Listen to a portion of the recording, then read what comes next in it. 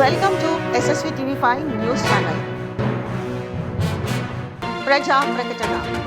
హస్మత్పేట 119 డివిజన్లో భారీ అక్రమ నిర్మాణాల బండారం బట్టబయలు. సర్వే నెంబర్ 1లో నిర్మాణాలు, అనుమతులు మాత్రం వేరే సర్వే నంబర్లకు. గ్రేటర్ హైదరాబాద్ మున్సిపల్ కార్పొరేషన్ పరిధిలోని హస్మత్పేట 119 డివిజన్లో అక్రమ నిర్మాణాల వ్యవహారం మరింత ముదురుతోంది. స్థానికుల ఆరోపణల ప్రకారం కొన్ని రియల్ ఎస్టేట్ వ్యాపారులు రాజకీయ నాయకుల సహకారంతో అధికారం దుర్వినియోగం చేస్తూ భారీగా అక్రమ అపార్ట్మెంట్లు నిర్మిస్తున్నట్లు వెలుగులోకి వచ్చింది. రాయల బిల్డర్స్ పై తీవ్ర ఆరోపణలు. రాయల బిల్డర్స్ పేరుతో పనిచేస్తున్న నిర్మాణ సంస్థ సర్వే నెంబర్ 1లో ఉన్న సుమారు 1303 గజాల స్థలంలో అపార్ట్మెంట్ నిర్మాణం చేపట్టినట్లు సమాచారం. అయితే నిర్మాణానికి తీసుకున్న అనుమతులు మాత్రం సర్వే నెంబర్లు 4, 8, 9లకు చెందినవిగా ఉన్నాయని ఆరోపణలు వినిపిస్తున్నాయి.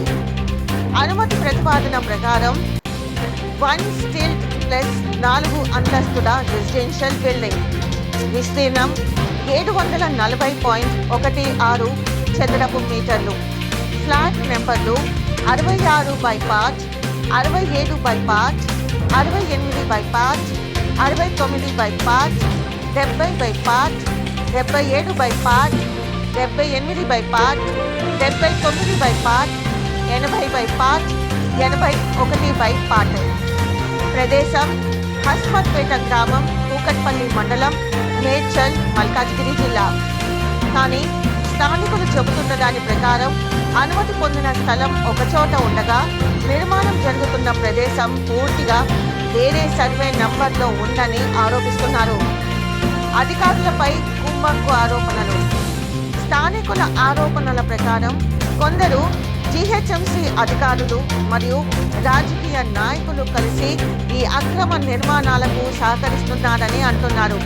ఇప్పటికే GHMC అధికారులకు, జోనల్ కమిషనర్కు, GHMC హెడ్ ఆఫీస్కు లిఖిత పూర్వక ఫిర్యాదులు అందజేసినట్లు సమాచారం.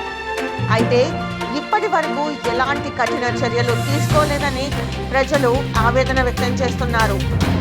ప్రజలకు హెచ్చరిక. ఈ నేపథ్యంలో స్థానికులు ప్రజలకు హెచ్చరిక జారీ చేశారు.